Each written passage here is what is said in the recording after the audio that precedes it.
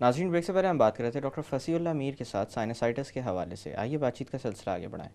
Doctor साहब, जैसे कि साइनसाइटिस के इलाज का तज़किरा हो रहा था, आपने सर्जरी के रोल के बारे में बताया था एलर्जिक साइनसाइटिस में। जी। मैं आपसे ये जानना चाहूँगा कि क्योंकि एलर्जी का भी गहरा ताल्लुक़ है इस तकलीफ़ के साथ, तो कौन कौन से ऐसे एलर्जेंस हैं या कौन कौन से ऐसे ट्रिगर्स हैं जिनसे इन मरीज़ों को बचना चाहिए जिनके अंदर एलर्जी का मामला सामने आ जाता है? क्योंकि हर शख्स तो सर्जरी के लिए मेरे ख़्याल से मौजू भी नहीं होता और हर एक के अंदर ज़रूरत भी नहीं पड़ती।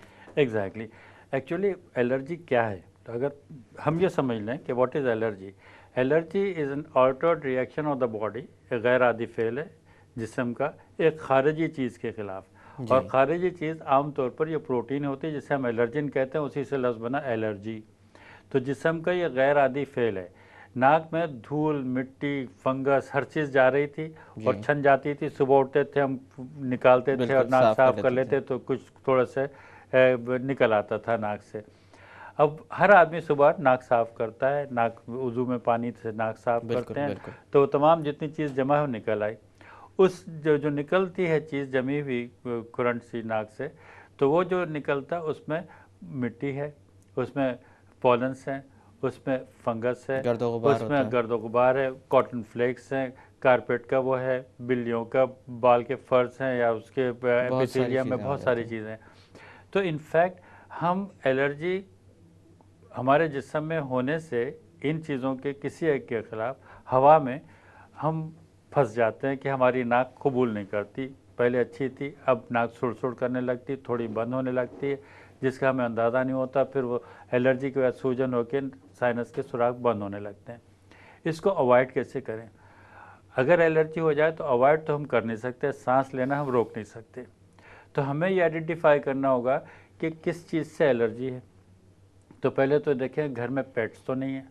अगर आपको घर, आपने मकान चेंज किया, नई जगह गए, तो आपको एक नए एनवायरनमेंट में गए तो उसमें क्या क्या नई चीज़ें आपने देखी कि मालूम हुआ कि आपने बड़ा अच्छा गार्डन वाले घर में मूव हो गए हैं तो वहाँ पॉलन्स हैं जिनसे आपको एलर्जी है, या पेट्स हैं, चिड़िया हैं तो उनसे एलर्जी हो सकती है, घर में बिल्ली है तो एलर्जी हो सकती है।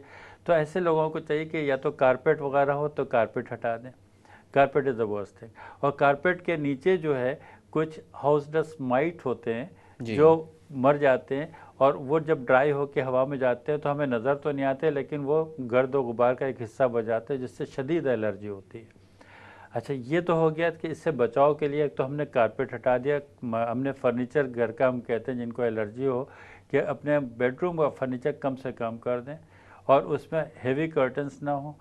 दूसरी चीज़ उन्हें हम ये कहते हैं, घर पे जो बेडशीट्स हैं उससे आप कॉटन की रखें और हर दूसरे रोज़ चेंज कर लिया करें। जी। खर्चा तो बढ़ जाएगा, घर में धो लें लेकिन धूप में सुखा दें। तो ये जो आपके पॉलिस्टर या दूसरी बेडशीट्स पर ये जो पार्टिकल्स हैं ज़्यादा अट्रैक्ट होकर जमा हो जाते हैं।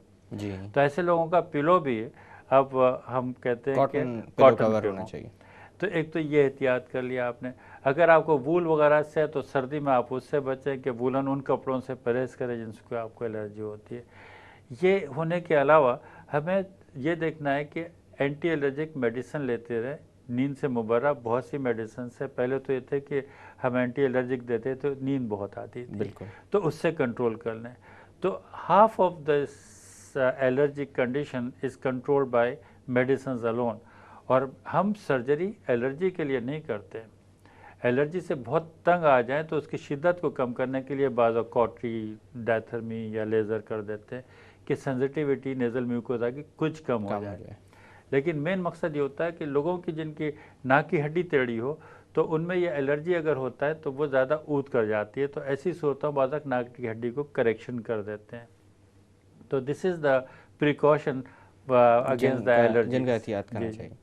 अच्छा डॉक्टर साहब, इसी तरह से स्मोक से तो वैसे नॉर्मली हर या शख्स ही किसी हद तक मुतासर होता है, लेकिन सिगरेट स्मोकिंग के हवाले से मैं जानना चाहूँगा कि क्योंकि ख़ासकर वो लोग जो घर में स्मोकिंग करते हैं, घर में और लोग भी मौजूद होते हैं, ऐसे में क्या इस तरह का एक्सपोजर ख़तरनाक साबित हो सकता है? देखिए, पैसिव स्मोकिंग से तो वो उतना ही ख़तरनाक है जितना सिगरेट पीने वाले को मुज़र है।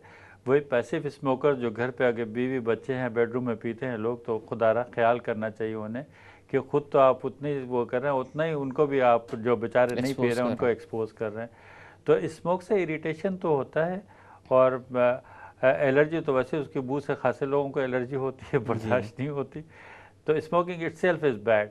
लेकिन ये जो स्मोक हम बाज़ार में देखते हैं ना, दैट्स ऑल्सो वेरी इरिटेंट। जो शीशा। हमारे जो बाहर शीशा हुआ, या आप चले जाएँ एमेजिना रोड पर जो गाड़ियों का धुआं है और जो उसमें से निकलता है स्मोक, जी that's all very irritant to the nasal mucosa.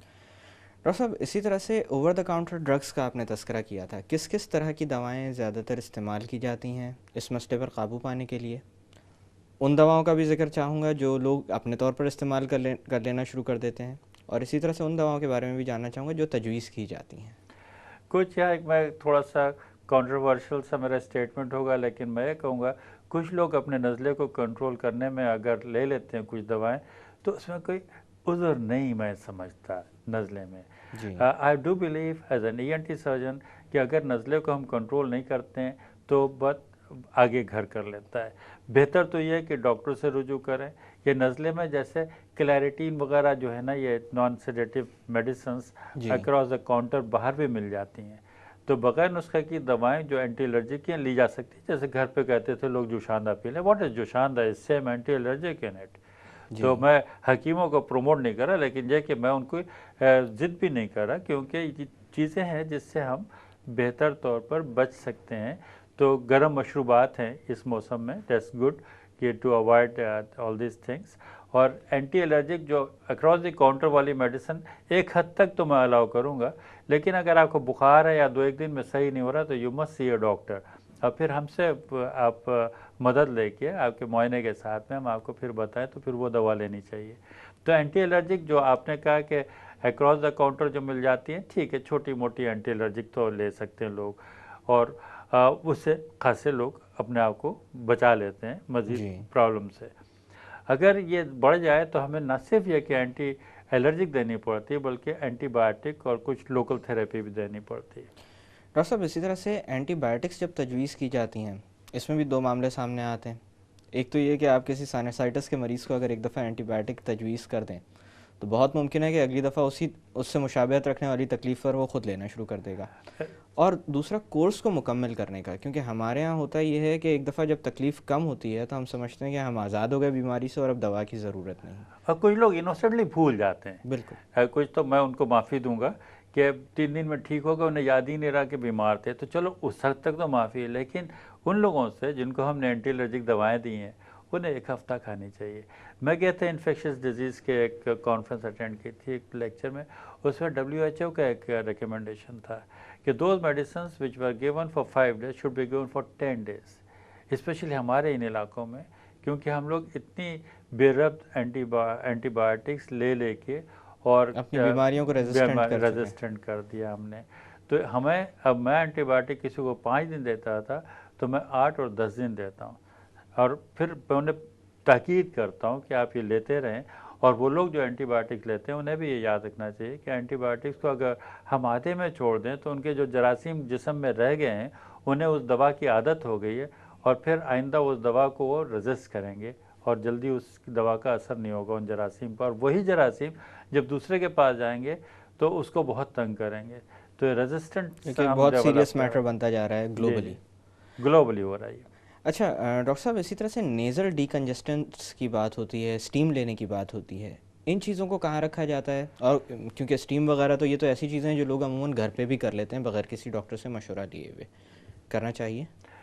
Steam लेना यस ओके, ले लें 1 आध दफ़ा, लेकिन कुछ लोगों का मैंने कहा जज्बात में 3-3 4 दफ़ा स्टीम लेते हैं। स्टीम ऐसे लोग ना लें जिन्हें नक्सीर हो, जिनकी टेंडेंसी है नेज़ल ब्लीडिंग की, तो अगर लेंगे नक्सीर तो प्रॉब्लम में आ जाएंगे। खाली स्टीम ले लें बेहतर है। अगर स्टीम में आप कोई और चीज़ डाल लेते हैं डिकंजेसेंट तो भी अच्छा है, लेकिन स्टीम लेने के साथ साथ अब दूसरी दवाएं भी एंटी एलर्जिक लेनी चाहिए और एंटीबायोटिक, और फिर डॉक्टर को थोड़ा रुजू कर लें, क्योंकि खाली स्टीम से गुजारा ना हो या एंटी एलर्जिक से जो आपने ली हुई हैं, तो one has to go to a doctor. Surgery का ऑप्शन किस तरह के मरीज़ों में कंसिडर किया जाता है? क्योंकि बहुत सारे, मेरे ख्याल से मैं कहूँगा कि 70% से ज़ायद मरीज़ तो अमूमन दवाओं पर बेहतर रिस्पॉन्ड करते हैं और सही भी हो जाते हैं, और ये मामला फिर शायद अगली सर्दियों तक के लिए मुलतवी भी हो जाता है। लेकिन उन मरीज़ों का क्या जिनके साथ ये मामला मुस्तकिल रहता है, जिनके अंदर सर्जरी तजवीज़ की जाती है, कोई ना कोई क्राइटेरिया तो होगा जिसके ऊपर आप फैसला करते होंगे कि इन मरीजों को सर्जरी की ज़रूरत है। एग्जैक्टली अगर पेशेंट को एक दफ़ा साइनसाइटिस हुई है and the patient improves with medicines, अगर वो बेहतर हो जाता है और नाक की हड्डी में कोई ग्रॉस उसमें डिविएशन या कोई एबनॉर्मलिटी नहीं है, तो ऐसे लोगों को एक दफ़ा दवा देने के बाद वो आम तौर पे अगर पूरा कोर्स कर लें एंटीबायोटिक का तो उन्हें सर्जरी की तो ज़रूरत ही नहीं पड़ती। ऐसे लोग जिन्हें क्रॉनिक हो जाती है साइनसाइटिस, ऐसे लोग जिनसे जैसे मुंह से बू आने लगी है, कांस्टेंट पोस्ट नेजल ड्रिपिंग है, तो उनका फिर हम फर्दर इवेल्युएट करते हैं। अगर उनका कलेक्शन ज़्यादा हो जाए साइनसेस में तो फिर हमें बाधा उन्हें निकालना पड़ता है। लेकिन उसमें भी ऐसे लोग जिनका नेज़ल स्ट्रक्चर सही, यानी नाक की हड्डी सही है, टेढ़ी नहीं है, नाक का गोश बहुत बड़ा हुआ नहीं है, इत्तेफाक से नाक के सुराख बंद हो गए, दे इम्प्रूव विद मेडिसिन, उनमें ज़रूरत नहीं पड़ती। अच्छा, फिर दूसरी चीज़ है कि आम एक एक्सरे जो हम करते हैं, ये ज़रूरी है बताना, इसलिए कि एक एक्सरे साइनसेस से हमें सब कुछ नहीं पता लगता, क्योंकि जब हम एक्सरे साइनस कराते हैं तो एक के ऊपर एक बोन ओवरलैपिंग होती है, तो एक जाहिर है कि सीटी स्कैन हर आदमी अफोर्ड नहीं कर सकता, तो लोकल एग्जामिनेशन और the doctor becomes very necessary कि हम बेहतर मुआयना करके कैमरे से देख के एंडोस्कोपिक एग्जामिनेशन करके पेशेंट का फिर तयन कर लें कि भाई इसको हम फर्दर इवेल्युएट करें। खाली एक्सरे साइनसेस से काम नहीं चलेगा, और अगर पेशेंट बेहतर नहीं हो रहा तो सीटी स्कैन करा के देख लें। सीटी स्कैन भी बहुत अच्छे सेंटर्स हैं जहाँ पर हो जाते हैं, और बहुत ज़्यादा सेंटर्स अब हो गया माशाल्लाह कराची में, वरना सीटी स्कैन 1984 में नायाब था यहाँ, 1986 में शुरू हुआ सीटी स्कैन। तो सीटी स्कैन अब एक लिमिटेड स्टडी साइनसेस की हो जाती है जो कम पैसों में होती है, वरना सीटी स्कैन से लोग समझते बहुत कॉस्टली है।